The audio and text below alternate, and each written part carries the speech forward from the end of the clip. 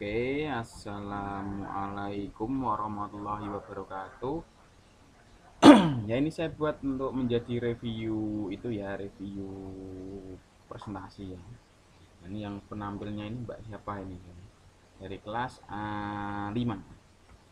Oke, ini Mbok tolong digabung ada PPT-nya gitu seperti saya ini loh.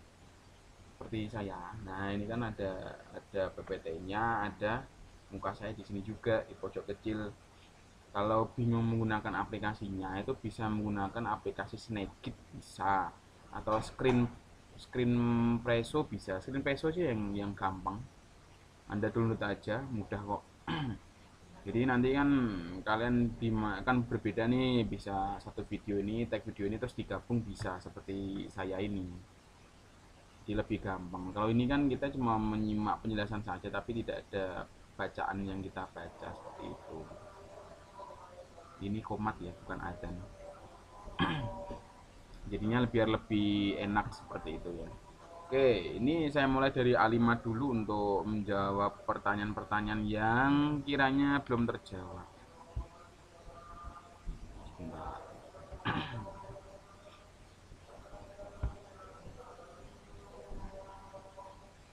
Oke, oke. Saya sudah menandai beberapa. Izin bertanya, ini dari Pristi. Bagaimana cara mengenal tanda-tanda tunagrahita pada anak sejak dini? Nah, ini tadi si Pristi sudah dijawab belum ya?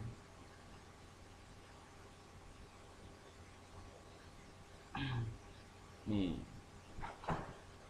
tanda-tanda dikenal sejak dari kandungan masuk dia betul. Sebenarnya grahita itu bisa ditandai dengan ada dalam kandungan, apalagi kalau grahitanya itu sindrom sindrom Down ya, atau Down syndrome atau DS. Itu bisa dikenali pada sejak saat dalam kandungan. Jadinya pada saat USG itu dapat diketahui bahwa anak ini biasa tidak melalui pengamatan secara langsung pada saat USG. Nah, tapi yang paling ini ilmu untuk kalian juga ya, yang paling dapat menjadi tanda pada saat anak grahita itu lahir itu dapat dilihat dari motorik bayi tersebut. Bayi lahir ya, itu dapat dilihat dari motorik bayi tersebut. Selain ini, anak terlambat bicara, duduk, terlambat merangkak, sulit mengingat, dan lamban menguasai kemampuan dasar, gangguan perilaku marah-marah terkendali. Ini tak nomor 5 ini tidak melulu ini grahita ya, karena grahita juga berbeda-beda. Kalau 5 ini cenderung ke E, gangguan emosi dan perilaku. Yang paling basic saja untuk kalian tahu kalau kalian nanti punya anak. Nah, kalau anak kalian lahir ya, lahir kalian cek dulu, nggak cuma grahita aja ya, cek penglihatan. Cara ngeceknya itu penglihatan bayi itu kalau ada bayi tidur, nah kalian tangan aja, tangan kalian gini, gerak-gerak gini ya, gerak-gerak, gerak-gerak. Anak itu melihat nggak? Jadi difokuskan dulu matanya ke tangan kita atau ke benda apapun, atau ke handphone atau apa. Nah itu kalau dia sudah fokus pada handphone ini, silakan anda gerakan kanan dan ke kiri. Nah, apakah bola matanya itu mengikuti ke kanan atau ke kiri atau tidak? Nah, kalau mengikuti ke kanan atau ke kiri, berarti anak tersebut penglihatannya itu dapat dikatakan normal. Setelah itu juga ada tes pendengaran. Nah, coba kalian tepuk, jangan kencang-kencang ya. Nah, tepuk gini di manapun di dekatnya. Kalau anak tersebut kaget, berarti pendengaran normal. Oke. Nah, untuk yang gangguan yang grahita itu biasanya ditandai dengan gangguan motor. Jadi motoriknya tidak berkembang seperti anak pada umumnya. Itu bisa dilihat dari tangan anak. Biasanya kalau anak dikasih jari gini, nah anak dikasih jari gini, itu kan pasti langsung digenggam gini kan, langsung digenggam seperti ini. Kalau anak itu pasti kan ada jari tempel langsung digenggam. Nah, kalau digenggam berarti anak tersebut motoriknya normal gitu. Kalau digenggam itu normal, tapi kalau ini dipanjang-panjang nggak genggam, nah itu dapat dapat menimbulkan tanda tanya karena eh, jika motoriknya itu terlambat maka intelektualnya dapat dikatakan mengefek juga pada intelektual tersebut. Jadi itu cara mengeceknya. Tandanya itu kalau pas anak bayi baru lahir itu ya, selain yang ini ya. Terus ini juga ada pertanyaan dari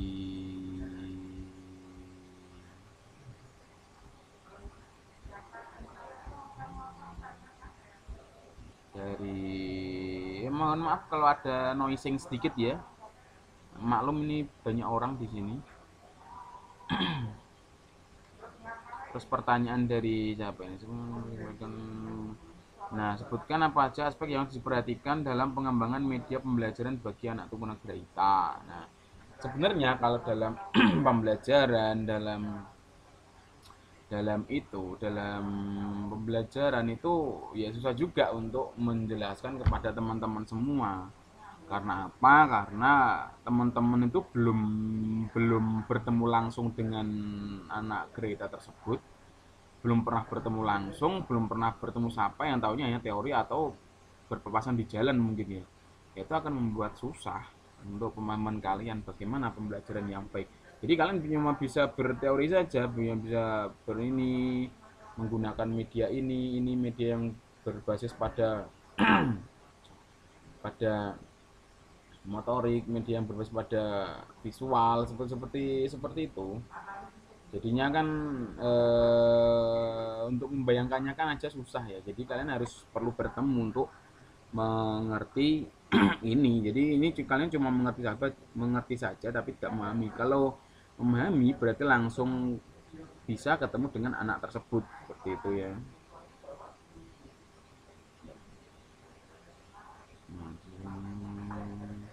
Disebutkan bahwa salah satu penyebab berita adalah infeksi dan keracunan. Bagaimana hal itu bisa terjadi? Nah, gimana ya? Gimana Mbak? Penyebab infeksi atau infeksi adalah keracunan. Nah, infeksinya itu infeksi apa? Infeksi ibu dalam kandungan. Ini kok ibu dalam kandungan? Sorry. Infeksi dalam kandungan dan keracunan dalam kandungan ya.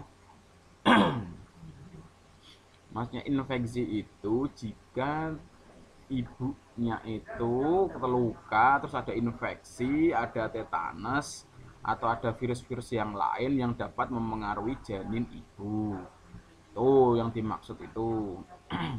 Terus untuk yang keracunan, nah ini kebanyakan kalau ibu-ibu hamil itu kalau makan tidak terkontrol seperti makan kerangnya itu kerang yang beracun atau tidak tahu atau kerang yang kebanyakan merkuri karena di laut penangkapan kerangnya itu banyak limbahnya, nah itu bisa berpengaruh sekali. Makanya untuk ibu hamil untuk makan itu ya milih-milih untuk para ibu-ibu besok ini ya, makanya itu nanti milih-milih ya.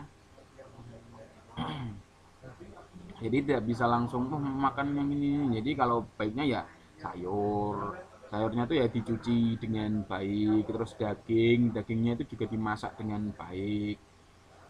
Terus kalau laut-lautan ya boleh, tapi ya dilihat dulu kalau kalian di Jogja ya bisa ke pantai Idul sana, makanya di sana karena di sana masih alami, maksudnya belum ada perusahaan yang mencemari limbah pencemaran di sana seperti itu. Jadi memang hati-hati ya untuk ibu-ibu hamil, untuk adik-adik yang mau hamil besok ini. Masih lama atau cepet ya? Oh masih. Saya doakan biar cepat dapat jodohnya dan cepat nikah. Amin. Oke, itu saja dari A5. Itu anu dari saya. Sekarang kita beralih ke A6.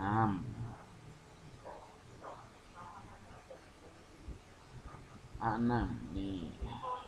Wah, jawabannya sudah banyak panjang kali lebar ya.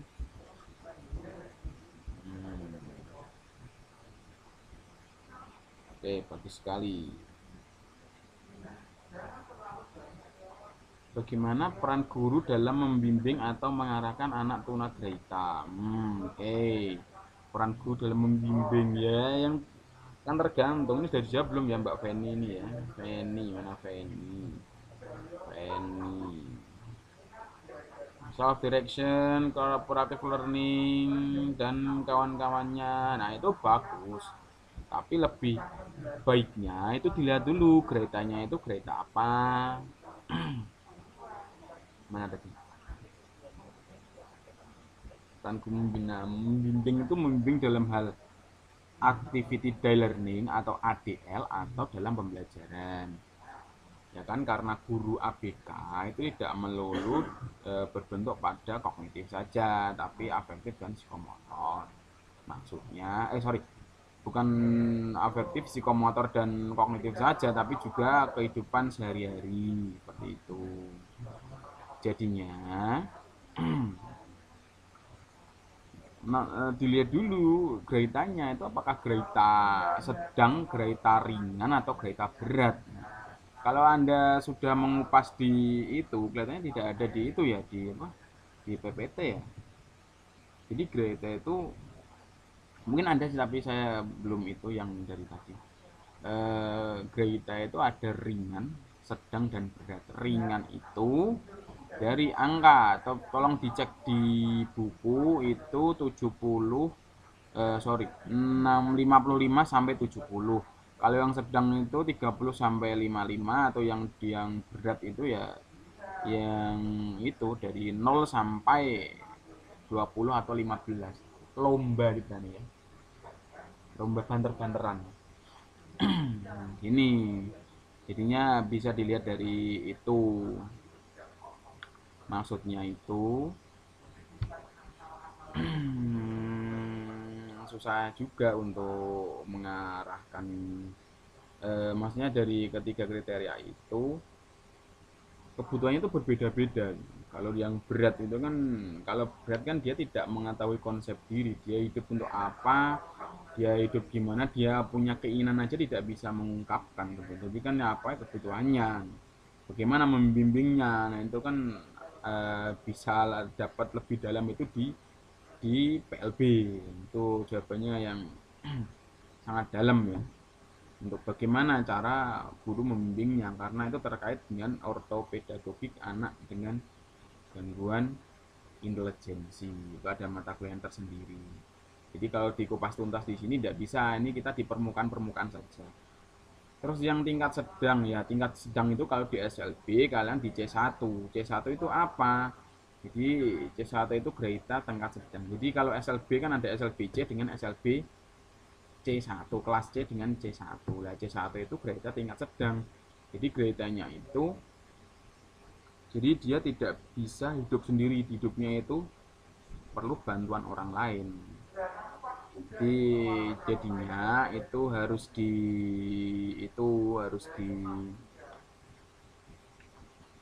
diapakan ya. Mohon maaf ini noising sekali ya. Ini noising sekali. Jadi saya lupa deh.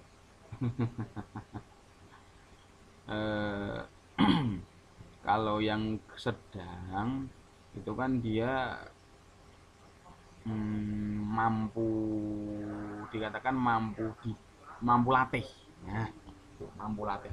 Jadi kalau yang berat itu mampu rawat, yang sedang atau C1 itu mampu latih, yang C itu mampu didik. Nah, mampu latih itu dilatih untuk kehidupan sehari-hari, karena memang pada dasarnya itu belum mandiri. Jadi orang yang C1 itu dia tidak bisa mengenakan pakaian sendiri, tidak bisa menggunakan celana sendiri, dan tidak bisa ke toilet sendiri gitu kan, tidak bisa mandi sendiri. Nah, makanya dalam C1 itu difokuskan pada activity day learning atau kegiatan ADL, yaitu berpakaian, mandi, makan. Jadi makan pun juga, konsep makan tuh pasti disuapin. Makanya di SLB itu guru membimbingnya itu dengan melatih activity day learning.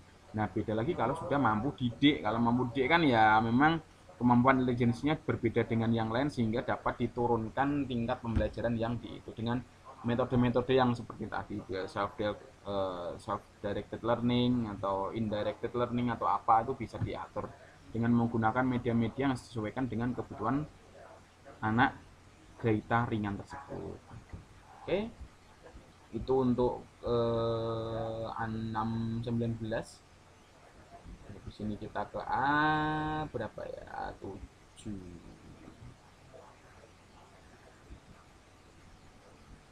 A7.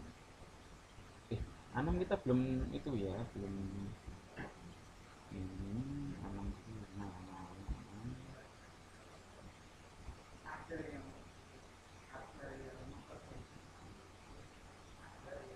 Nah, ini A6 karena kemarin videonya itu terlambat mengupload, katanya ini mana ini videonya, nggak ada ya, nggak ada diupload ya.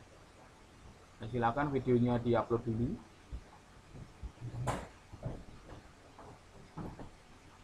Sekarang A7. A7 ini videonya, nah ini kok kayak terputus-putus ya mbak ya videonya ya, jadi tidak komplit. Terus juga gambar present PPT-nya itu, juga sedikit di bawah. Jadi bawahnya sedikit nggak jelas. Jadinya nanti tolong bisa diperbaiki untuk materi yang selanjutnya ya. Nah, jadi kan ini terlalu kecil ininya, apanya, PPT-nya. Jadi nanti tolong seperti saya ini loh, seperti saya, seperti itu ya.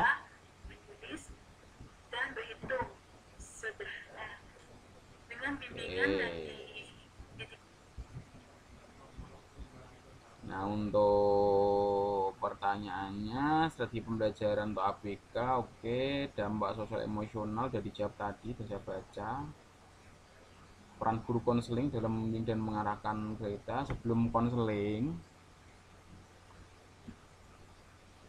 jadi sebelum konseling itu kan kalau ada permasalahan dalam anak di dalam kehidupan sehari-hari yang berbeda dengan role Greitanya kan. Greitanya itu apa sih? Kalau dia kan IQ kurang dari batas normal ya, atau dapat dikatakan subnormal ya. Nah, itu kan kalau anak sudah under tersebut nggak apa-apa, tapi kalau disertai dengan ada ulah di masyarakat, nah baru konseling. Tapi kalau tidak ada sesuatu yang signifikan ya tidak usah konseling. Jadi guru saja, guru SLB-nya itu atau guru PLB-nya itu yang membimbing dan mengarahkan anak dengan menggunakan apa ya, yang sudah saya jelaskan tadi, tergantung kebutuhannya apa. Apakah kebutuhannya itu mampu rawat ataukah mampu ateh atau mampu didik, nanti disesuaikan dengan itu tadi. Oke, ini jawabannya tapi bagus-bagus kok ini